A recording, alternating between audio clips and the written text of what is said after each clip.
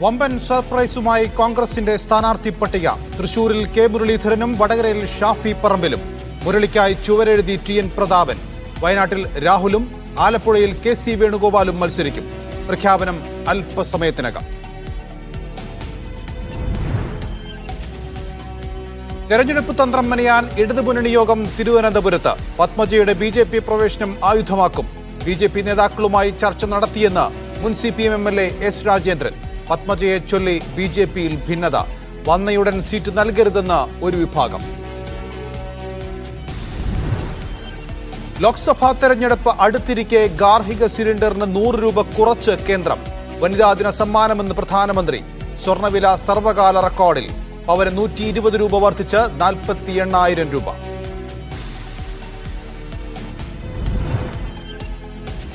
ഒന്നാം ഖാദർ കമ്മിറ്റി റിപ്പോർട്ടിന്റെ DTP ചെലവ് 4,17,000 രൂപ.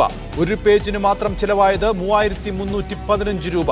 നിയമസഭയിൽ TV ഇബ്രാഹിം നൽകിയ ചോദ്യത്തിന് സർക്കാരിന്റെ മറുപടി.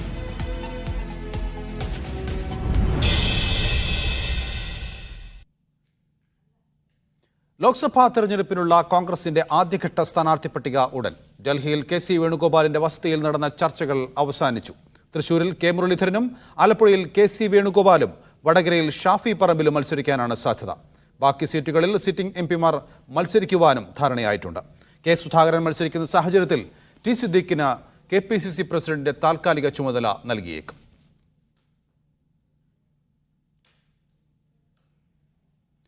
KR സാജുവും അരവിന്ദും ചേരുകയാണ്. ആദ്യം അരവിന്ദിലേക്ക്. അരവിന്ദ്, സ്ഥാനാർത്ഥി പ്രഖ്യാപനത്തിനായി കോൺഗ്രസുകാർ കാത്തിരിക്കുകയാണ്, UDF-കാർ കാത്തിരിക്കുകയാണ്. എപ്പോഴാണ് പ്രഖ്യാപനം ഉണ്ടാവുക?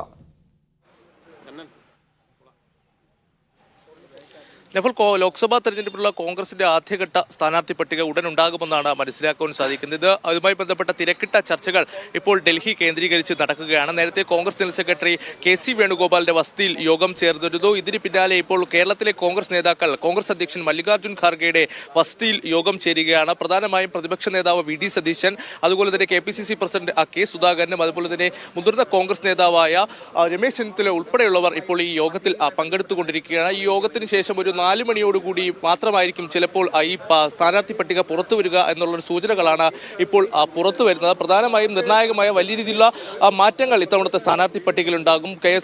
പ്രധാനമായും മുരളീധരൻ വടകരയിൽ നിന്ന് തൃശ്ശൂരിലേക്ക് എത്തുന്നത് തന്നെയാണ് ഏറ്റവും പ്രധാനപ്പെട്ട മാറ്റമെന്ന് പറയുന്നത്. മുരളീധരൻ തൃശ്ശൂരിലേക്ക് എത്തുമ്പോൾ വടകരയിൽ ഷാഫി പറമ്പിൽ കോൺഗ്രസ് സ്ഥാനാർത്ഥിയായി വരും. ഇതുകൂടാതെ തന്നെ കോൺഗ്രസ് സംഘടനാകാര്യ ജനറൽ സെക്രട്ടറി കെ.സി. വേണുഗോപാൽ ആലപ്പുഴയിലേക്ക് എത്തുന്നതും അതീവ നിർണായകമായ ഒരു തീരുമാനം തന്നെയാണ്. ഇതുകൂടാതെ തന്നെ രാഹുൽ ഗാന്ധിയുമായി ബന്ധപ്പെട്ട ചില തീരുമാനങ്ങളുണ്ട്. പക്ഷേ രാഹുൽ ഗാന്ധി വയനാട്ടിൽ എത്തുമോ എന്ന കാര്യത്തിൽ ഒരു അന്തിമ തീരുമാനം എടുക്കുക പ്രധാനമായും രാഹുൽ തന്നെയായിരിക്കും. അതുകൊണ്ട് തന്നെ ആദ്യഘട്ട പട്ടികയിൽ രാഹുൽ ഗാന്ധി ഇടം പിടിക്കും, അല്ലെങ്കിൽ വയനാട് ഉൾപ്പെടെ പ്രഖ്യാപിക്കുമോ എന്നാണ് എല്ലാവരും ഉറ്റുനോക്കുന്നത്.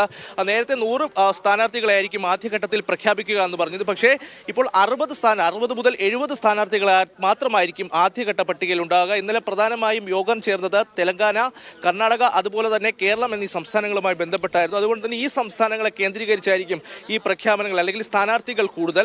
ഇതുകൂടാതെ തന്നെ മുതിർന്ന കോൺഗ്രസ് നേതാക്കളോട് പ്രധാനമായും ഈ തെരഞ്ഞെടുപ്പിൽ മത്സരിക്കാൻ ഇറങ്ങണം ഒരു നിർദ്ദേശം ഹൈക്കമാൻഡ് മുന്നോട്ട് വച്ചിരുന്നു. രാജസ്ഥാൻ മുഖ്യമന്ത്രി അശോക് ഗെഹ്ലോട്ട്, അതുപോലെ തന്നെ ഛത്തീസ്ഗഡ് മുഖ്യമന്ത്രി ഭൂപേഷ് ബാഗൽ അടക്കമുള്ള നേതാക്കളോട് ഈ തെരഞ്ഞെടുപ്പിൽ മത്സരിക്കണമെന്ന ആവശ്യം നേരത്തെ തന്നെ ഉയർന്നിരുന്നു. അതുകൊണ്ട് തന്നെ ഇവരെല്ലാവരും ഈ പട്ടികയിൽ ഉൾപ്പെടുമോ എന്നുള്ള കാര്യമാണ് പ്രധാനമായും ഉറ്റുനോക്കുന്നത്. രാഹുൽ ഗാന്ധി വയനാടിനൊപ്പം അമേഠിയിലും മത്സരത്തിന് എത്തിയേക്കുമെന്നുള്ള സൂചനകളുമുണ്ട്.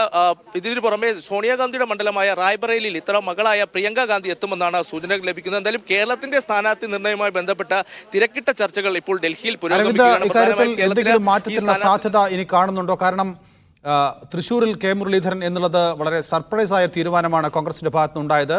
അതിൽ അദ്ദേഹം അതൃപ്തി പ്രകടിപ്പിച്ചു എന്നുള്ള വാർത്തകളൊക്കെ ഒരു ഭാഗത്ത് പരന്നിരുന്നു. ഈ ഒരു സാഹചര്യത്തിൽ മാറ്റത്തിനുള്ള വല്ല സാധ്യതയുമുണ്ടോ?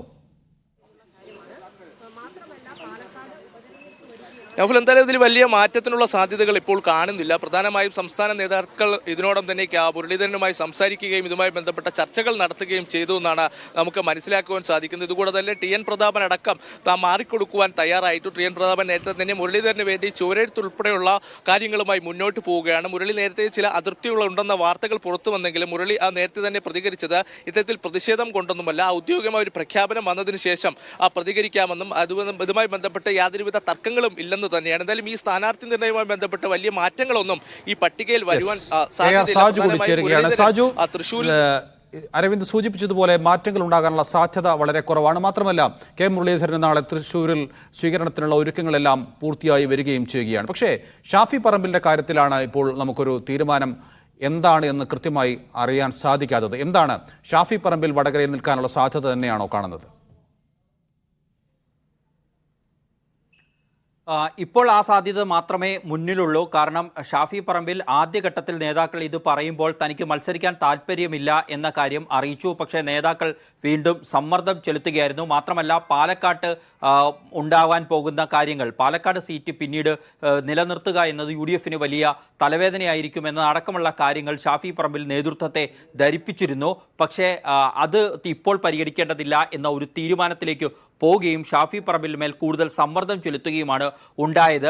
അതിനാൽ തന്നെ ഷാഫി പറമ്പിൽ തന്നെ വടകരയിൽ സ്ഥാനാർത്ഥിയാകും എന്ന കാര്യം ഏതാണ്ട് ഈ ഘട്ടത്തിൽ ഉറപ്പിക്കാം. ഇപ്പോൾ അരവിന്ദ് റിപ്പോർട്ട് ചെയ്തതുപോലെ തന്നെ ഇന്നലെ രാത്രി വന്ന വിവരങ്ങളെല്ലാം അതേപോലെ തന്നെ നടക്കുക എന്നതിലേക്കാണ് ഇപ്പോൾ കോൺഗ്രസിന്റെ സ്ഥാനാർത്ഥി പട്ടിക പോവുകയെന്നാണ് മനസ്സിലാക്കാൻ കഴിയുന്നത്. നേരത്തെ കെ മുരളീധരന് ചില അതൃപ്തികളുണ്ട് എന്ന വാർത്തകൾ വന്നിരുന്നു. പക്ഷേ അത് ശരിയല്ല എന്നാണ് മനസ്സിലാക്കുന്നത്. കാരണം കെ മുരളീധരനുമായി ഇന്നലെ KC വേണുഗോപാലും VD സതീശനും അടക്കമുള്ള നേതാക്കൾ സംസാരിച്ചു. അതിനുശേഷമാണ് തൃശൂർ കാര്യത്തിൽ കെ മുരളീധരൻ എന്ന തീരുമാനത്തിലേക്ക് കേന്ദ്ര തിരഞ്ഞെടുപ്പ് സമിതി യോഗം എത്തിച്ചേരുന്നത്.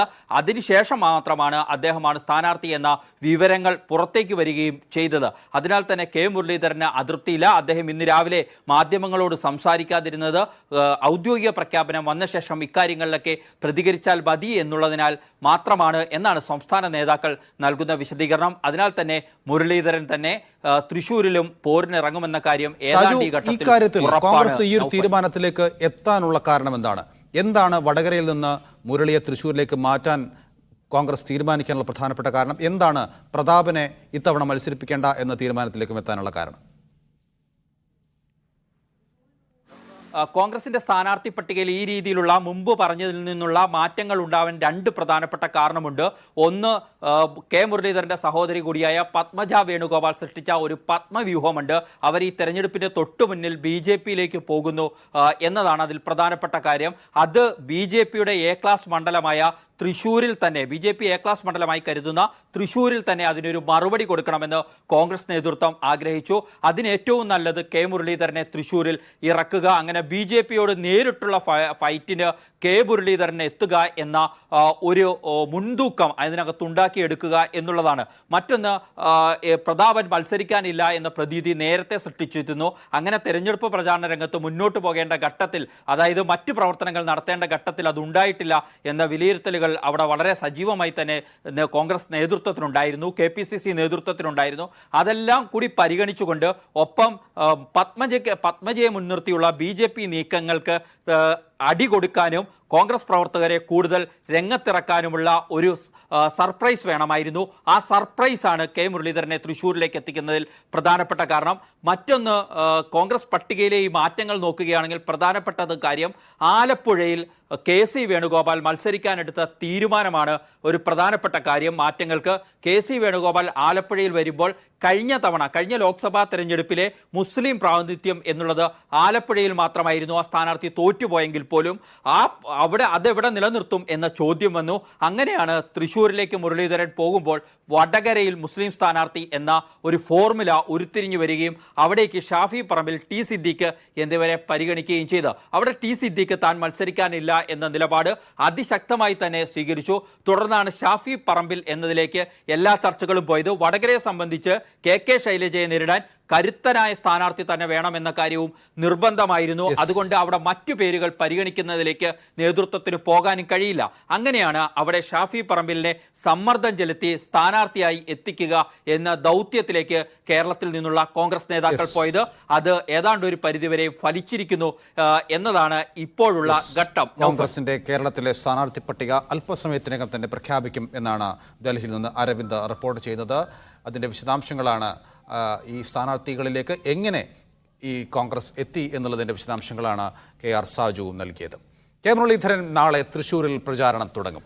മണ്ഡലം മാറുന്നതിൽ അതൃപ്തിയുണ്ട് എന്ന വാർത്ത പരന്നിരുന്നുവെങ്കിലും അദ്ദേഹം മത്സരിക്കാൻ തയ്യാറായി എന്നാണ് പുതിയ വാർത്തകൾ. TN പ്രതാപൻ ചുവരെഴുത്ത് തുടങ്ങിയിട്ടുണ്ട്. വടകരയിൽ ഷാഫി പറമ്പിൽ സ്ഥാനാർത്ഥിയാകും. പതിവ് പോലെ രാവിലെ മാധ്യമങ്ങളെ കാണാൻ മുരളീധരൻ തയ്യാറായിരുന്നില്ല. തൃശൂരിൽ നിന്നെത്തിയ DCC ഭാരവാഹികളെയും കണ്ടില്ല. തൃശൂരിൽ മത്സരിക്കണമെന്ന തീരുമാനത്തോട് തനിക്കുള്ള അതൃപ്തി നേതൃത്വത്തെ അറിയിച്ചു. വടകരയിൽ തെരഞ്ഞെടുപ്പ് പ്രചാരണം തുടങ്ങിയതും ഇതുവരെ നടത്തിയ പ്രവർത്തനങ്ങളുമാണ് മുരളീധരൻ ചൂണ്ടിക്കാണിച്ചത്. എന്നാൽ പത്മജ BJPയിൽ ചേർന്നതിനാൽ തൃശൂരിൽ മുരളീധരൻ മത്സരിക്കേണ്ടതിന്റെ അനിവാര്യത നേതൃത്വം ചൂണ്ടിക്കാട്ടി.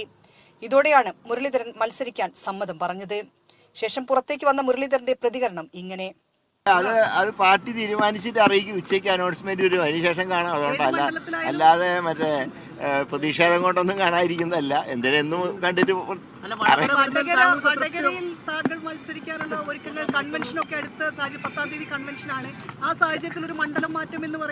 കുഴപ്പമില്ല. അതിപ്പോ എന്തായാലും സ്ഥാനാർത്ഥി പുതിയ ആള് വരുമ്പോ കൺവെൻഷൻ മാറ്റൊന്നും ഉണ്ടാവില്ല. കൺവെൻഷൻ നടക്കും. നാളെ രാവിലെ തൃശൂരിലെത്തുമെന്ന് DCC ഭാരവാഹികളോടും പറഞ്ഞു. തൃശ്ശൂരില് സത്യം പറഞ്ഞാൽ കെ കരുണാകരന് ശേഷം തൃശ്ശൂരിൽ സംഘടനാ രംഗത്ത് ഒരു പുത്തൻ ഉണർവ് കെ മുരളീധരനെ കൊണ്ട് ഉണ്ടാവുമെന്നാണ് ഞങ്ങളെല്ലാവരും പ്രതീക്ഷിക്കുന്നത്. നല്ല ഒരു കെ മുരളീധരൻ തൃശ്ശൂരിലെത്തുമ്പോൾ ആ പഴയ പ്രതാപകാലത്തേക്ക് തൃശ്ശൂർ ജില്ല മാറും. തൃശൂരിൽ TN പ്രതാപന് വേണ്ടി എഴുതിയ ചുമരെഴുത്തുകൾ മാറ്റാൻ നിർദ്ദേശം നൽകി. കെ മുരളീധരന് വേണ്ടി TN പ്രതാപൻ തന്നെ ചുവരെഴുതി തുടക്കം കുറിച്ചു. എൻ്റെ പാർട്ടിക്ക് എനിക്ക് തരാൻ കഴിയാവുന്നത് മാക്സിമം തന്നെ എന്നെ പോലത്തെ ഒരു സാധാരണക്കാരനാളെ ഇത് വർദ്ധിച്ച് എൻ്റെ പാർട്ടിൻ്റെ ജീവനാണ്, എൻ്റെ ജീവനാണ്. ആ കോൺഗ്രസിന്റെ തൃശ്ശൂരിലെ പ്രവർത്തകന്മാർ വ്യക്തിയാധിഷ്ഠിതമായിട്ടല്ല ഇപ്പോൾ പോസ്റ്റർ അടിച്ചതും ചുമരെഴുതിയതും.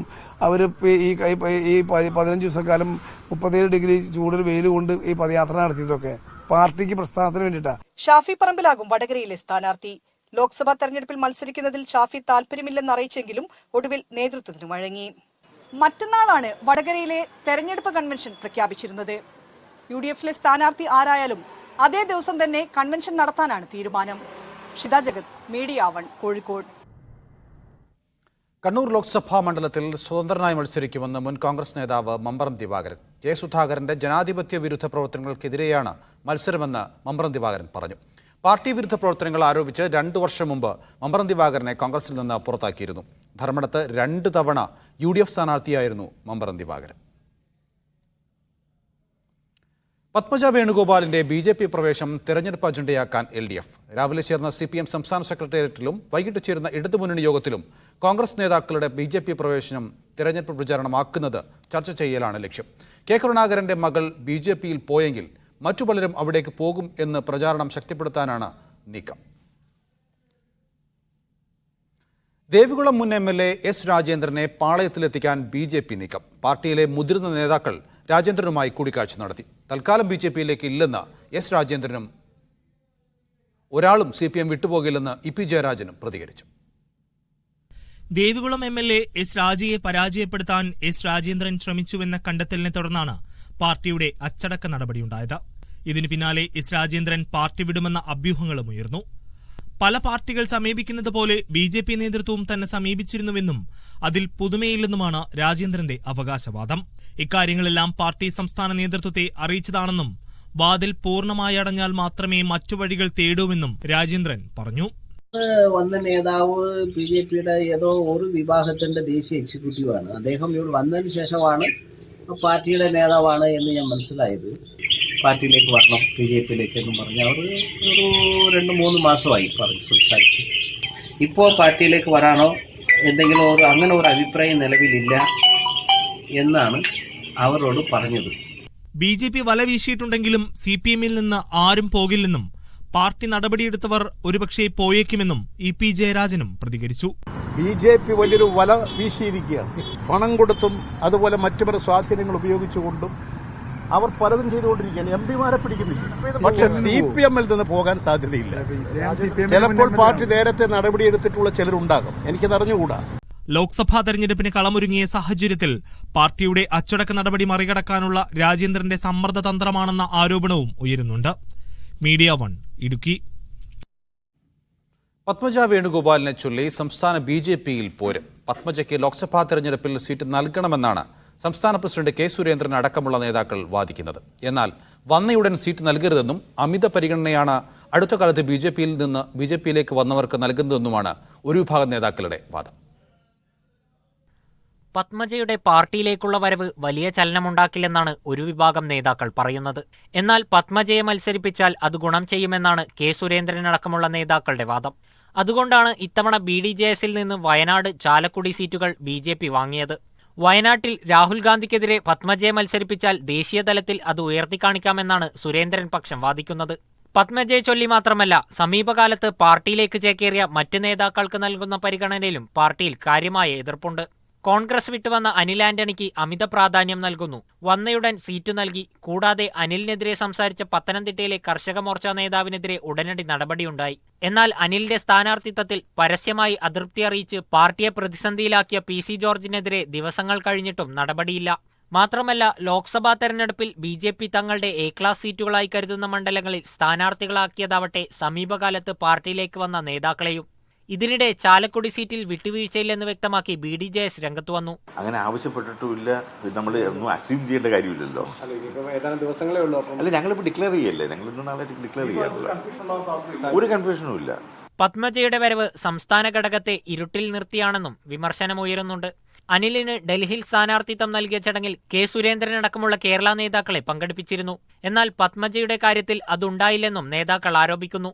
മീഡിയ 1 തിരുവനന്തപുരം. BJP അംഗത്വം സ്വീകരിച്ച ശേഷം പത്മജ വേണുഗോപാൽ തിരുവനന്തപുരത്ത് തിരിച്ചെത്തി. വിമാനത്താവളത്തിൽ എത്തിയ പത്മജയ്ക്ക് BJP പ്രവർത്തകർ സ്വീകരണം നൽകി.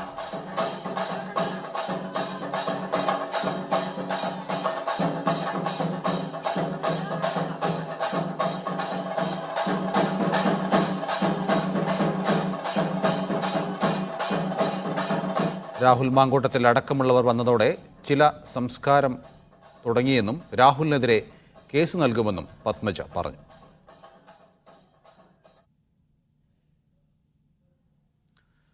വനിതാ ദിനത്തിൽ പാചകവാതക സിലിണ്ടറിന് വില കുറച്ച് കേന്ദ്ര സർക്കാർ. ഗാർഹിക സിലിണ്ടറിന് 100 രൂപ കുറച്ചതായി പ്രധാനമന്ത്രി നരേന്ദ്രമോദി അറിയിച്ചു. രാജ്യത്തെ ദശലക്ഷക്കണക്കിന് കുടുംബങ്ങളുടെ സാമ്പത്തിക ഭാരം കുറയ്ക്കുന്നതിന് ലക്ഷ്യമിട്ടാണ് തീരുമാനമെന്ന് നരേന്ദ്രമോദി എക്സിൽ കുറിച്ചു. ലോക്സഭാ തെരഞ്ഞെടുപ്പ് അടുത്തിരിക്കെയാണ് വനിതാ ദിനത്തിൽ ഗാർഹിക പാചകവാതക സിലിണ്ടറിന് 100 രൂപ കുറക്കുന്നതായി പ്രധാനമന്ത്രി നരേന്ദ്രമോദി പ്രഖ്യാപിച്ചത്. എക്സിലൂടെയായിരുന്നു മോദിയുടെ പ്രഖ്യാപനം. ഇതോടെ സിലിണ്ടറിന്റെ വില 910 രൂപയിൽ നിന്നും 810 രൂപയായി കുറഞ്ഞു. രാജ്യത്തെ ദശലക്ഷക്കണക്കിന് കുടുംബങ്ങളുടെ സാമ്പത്തിക ഭാരം ഇതിലൂടെ കുറക്കാൻ സാധിക്കുമെന്ന് പ്രധാനമന്ത്രി പറഞ്ഞു. സ്ത്രീ ശാക്തീകരണം ഉറപ്പാക്കുന്നതിനുള്ള തങ്ങളുടെ പ്രതിബദ്ധതയുടെ ഭാഗമാണിതെന്നും പ്രധാനമന്ത്രി എക്സിൽ കുറിച്ചു. ഇന്നലെ ചേർന്ന കേന്ദ്ര മന്ത്രിസഭാ യോഗത്തിൽ ഉജ്ജ്വല യോജന ഗുണഭോക്താക്കൾക്കുള്ള സബ്സിഡി 2025 വരെ തുടരാൻ തീരുമാനിച്ചിരുന്നു. പ്രതിവർഷം ഗാർഹിക ആവശ്യത്തിനുള്ള 12 സിലിണ്ടറുകൾക്കാണ് സബ്സിഡി നൽകുന്നത്. കഴിഞ്ഞ ഒക്ടോബറിലാണ് സബ്സിഡി 200-ൽ നിന്ന് 300 രൂപയാക്കി ഉയർത്തിയത്. മാർച്ച് 31-ന് അവസാനിക്കാനിരിക്കുന്ന സബ്സിഡി അടുത്ത സാമ്പത്തിക വർഷവും തുടരാനാണ് കേന്ദ്രമന്ത്രിസഭ അനുമതി നൽകിയത്. മീഡിയ 1 ഡൽഹി. സംസ്ഥാനത്ത് ഇന്നും സ്വർണ്ണവില കൂടി. ഗ്രാമിന് 15 രൂപയും പവന് 120 രൂപയുമാണ് കൂടിയത്. ഇതോടെ ഗ്രാമിന് 6025 രൂപയും പവന് 48,200 രൂപയുമായി. തുടർച്ചയായ 4ാം ദിവസമാണ് സ്വർണ്ണവില വർദ്ധിക്കുന്നത്. 4 ദിവസം കൊണ്ട് 1200 രൂപയാണ് പവന് കൂടിയത്. വ്യാഴാഴ്ച വ്യാപാരം അവസാനിക്കുമ്പോൾ ഗ്രാമിന് 6010 പവന് 48,080 എന്നിങ്ങനെയായിരുന്നു വില. ഒന്നാം ഖാദർ കമ്മിറ്റി റിപ്പോർട്ടിനായി DTP ഇനത്തിൽ മാത്രം ചിലവഴിച്ചത് 4,17,789 രൂപ. ഒരു പേജിന് 3,315 രൂപ എന്ന നിലയ്ക്കാണ് DTPക്ക് വേണ്ടി പണം നൽകിയിരിക്കുന്നത്. TV ഇബ്രാഹിം MLAയുടെ ചോദ്യത്തിനാണ് സർക്കാരിന്റെ മറുപടി. ഇത് സംബന്ധിച്ച രേഖ മീഡിയ 1 പുറത്തുവിട്ടു. എല്ലാ തലങ്ങളും പരിശോധിച്ച് പൊതുവിദ്യാഭ്യാസ മേഖലയിൽ ഗുണമേന്മാ വിദ്യാഭ്യാസം ഉറപ്പാക്കുക എന്ന ലക്ഷ്യത്തോടെയാണ് സർക്കാർ ഖാദർ കമ്മീഷനെ നിയമിച്ചത്. 2019 ആദ്യ റിപ്പോർട്ട് കമ്മീഷൻ സർക്കാരിന് സമർപ്പിക്കുകയും ചെയ്തു. ഈ റിപ്പോർട്ടിനായി ചെലവഴിച്ച തുകയാണ് ഇപ്പോൾ വിവാദമാകുന്നത്. TV ഇബ്രാഹിം MLA നൽകിയ ചോദ്യത്തിന് മറുപടിയായി ലഭിച്ച നിയമസഭാ രേഖ പ്രകാരം റിപ്പോർട്ട് തയ്യാറാക്കാൻ ആകെ 14,18,614 രൂപ ചെലവായി. ഇതിൽ DTP ഇനത്തിൽ മാത്രം അനുവദിച്ചത് 4,17,769 രൂപ. ആകെ 161 പേജുള്ളതിൽ 129 പേജുകൾ മാത്രമാണ് റിപ്പോർട്ടിൽ ഉൾപ്പെടുത്തിയിട്ടുള്ളത്. ബാക്കി 32 പേജുകൾ സർക്കാർ ഉത്തരവുകളാണ്. അതായത് കണക്ക് പ്രകാരം ഒരു പേജിന് മാത്രം വകയിരുത്തിയിട്ടുള്ളത് 3,315 രൂപ. പൊതുഖജനാവ് കൊള്ളയടിക്കാനുള്ള ശ്രമമാണ് സർക്കാരിൻ്റെതെന്ന് അധ്യാപക സംഘടനയായ KHSTU ആരോപിച്ചു. ഖാദർ കമ്മിറ്റി റിപ്പോർട്ടിൽ അല്ലെങ്കിൽ ഒന്നാം ഖാദർ കമ്മിറ്റിയിലെ അംഗങ്ങൾ തന്നെയാണ് ആ കമ്മിറ്റിയിലും ഉള്ളത്. അവർ വീണ്ടും സംസ്ഥാന ഖജനാവ് ദുർവ്യയം ചെയ്യുന്നതിനു വേണ്ടി നടപടികളുമായി മുന്നോട്ട് പോയിക്കൊണ്ടിരിക്കുകയാണ്. പ്രിന്റിംഗ് ഇനത്തിൽ അനുവദിച്ച 72,461 രൂപ കൂടാതെയാണ് ഈ പണം എന്നത് ധൂർത്തിന്റെ വ്യാപ്തി വലുതാക്കുന്നു. കമ്മീഷൻ അംഗങ്ങൾക്ക് അനുവദിച്ച യാത്രാബത്തയിലും സിറ്റിംഗ് ഫീസിലും അടക്കം ക്രമക്കേടുണ്ടെന്ന ആരോപണവും പ്രതിപക്ഷം ഉയർത്തുന്നുണ്ട്. ഗോപാൽ ശീലാസനൽ, മീഡിയ 1, തിരുവനന്തപുരം.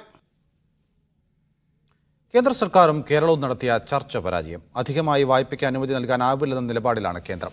സംസ്ഥാനത്തിന് അർഹതയുണ്ടെന്ന് കേന്ദ്രം അംഗീകരിച്ച തുക മാത്രമാണ് കേരളത്തിന് ലഭിക്കുക. സുപ്രീം കോടതി പറഞ്ഞിരുന്നത് ഈ വിഷയം നിങ്ങൾ ഉദ്യോഗസ്ഥന്മാർ പോയി അവതരിപ്പിക്കണം, ചർച്ച ചെയ്യാം എന്നുള്ളതായിരുന്നു. അതിൻ്റെ അടിസ്ഥാനത്തിൽ നിന്ന് നമ്മൾ മുന്നോട്ട് വെച്ച അഭ്യർത്ഥന ധനകാര്യ വകുപ്പിൻ്റെ സെക്രട്ടറി പരിശോധിച്ചു. പക്ഷേ അതിനോട്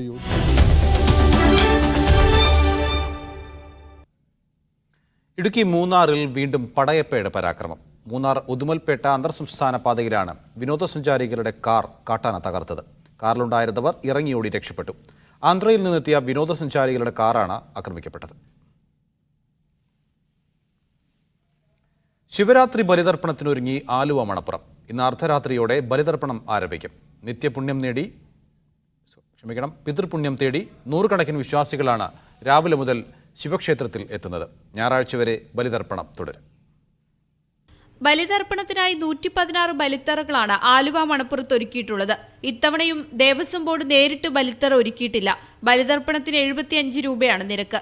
ക്ഷേത്രത്തിൽ അർദ്ധരാത്രിയിലെ ശിവരാത്രി വിളക്കിന് ശേഷം ബലിതർപ്പണം ആരംഭിക്കും. തന്ത്രി മുല്ലപ്പള്ളി ശങ്കരൻ നമ്പൂതിരിയാണ് ചടങ്ങുകൾക്ക് നേതൃത്വം നൽകുക. ഇന്ന് രാത്രി മുതൽ അല്ലെങ്കിൽ അടുത്ത ദിവസം ഈ സമയം വരെ ഒരുക്കലോടുകൂടി വന്ന് വ്രതമനുഷ്ഠാനത്തോടുകൂടി ഇവിടെ പിതൃപൂജ നടത്തി ഇന്നേ ദിവസം ഭഗവാനെ കാണണമെന്നാണ്. മണപ്പുറത്തേക്ക് വിശ്വാസികളെ എത്തിക്കുന്നതിനായി 250 KSRTC ബസ്സുകൾ അർദ്ധരാത്രിയോടെ സർവീസ് നടത്തും. കൊച്ചി മെട്രോയും അധിക സമയം ഓടും. റെയിൽവേ ആലുവയിലേക്ക് പ്രത്യേക ട്രെയിൻ സൗകര്യവും ഏർപ്പെടുത്തിയിട്ടുണ്ട്. 1200 പോലീസുകാരെയാണ് സുരക്ഷാ ചുമതലകൾക്കായി വിന്യസിച്ചിട്ടുള്ളത്. ഞായറാഴ്ച വരെ മണപ്പുറത്ത് ബലിതർപ്പണത്തിന് സൗകര്യമുണ്ടാകും. കനത്ത ചൂട് കണക്കിലെടുത്ത ഭക്തർക്കായി വെള്ളവും ലഘുഭക്ഷണവും ദേവസ്വം ബോർഡ് ഒരുക്കുന്നുണ്ട്. Media 1, Kochi.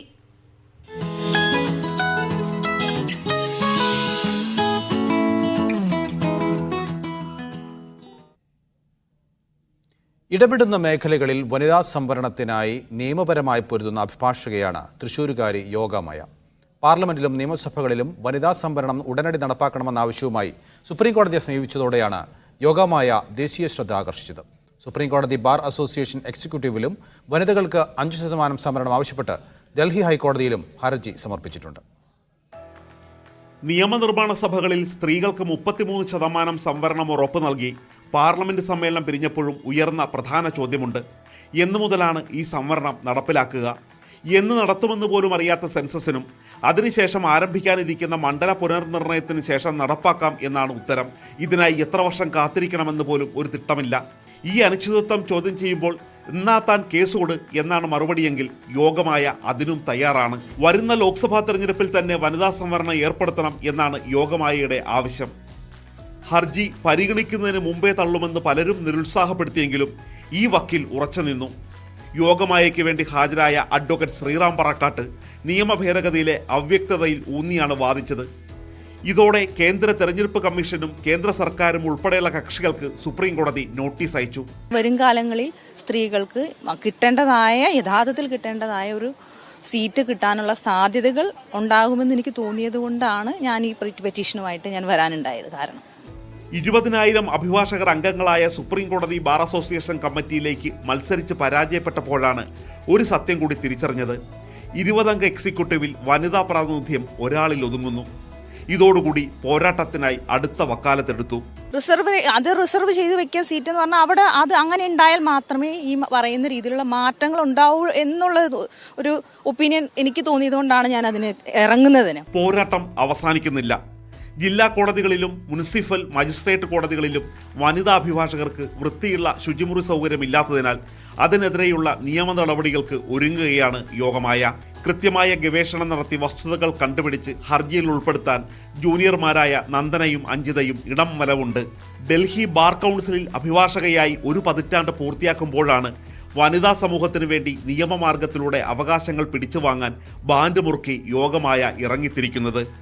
D Dhanasumod, media 1, Delhi. ഇനി മറ്റു ചില വാർത്തകൾ ചുരുക്കത്തിൽ. കൊച്ചിയിൽ RSS പരിപാടി BJP ബഹിഷ്കരിക്കും. ലക്ഷ്യ 2024 ബഹിഷ്കരിക്കുന്നത് മറുനാടൻ മലയാളി എഡിറ്റർ ഷാജൻ സ്കറിയ പങ്കെടുക്കുന്നത്.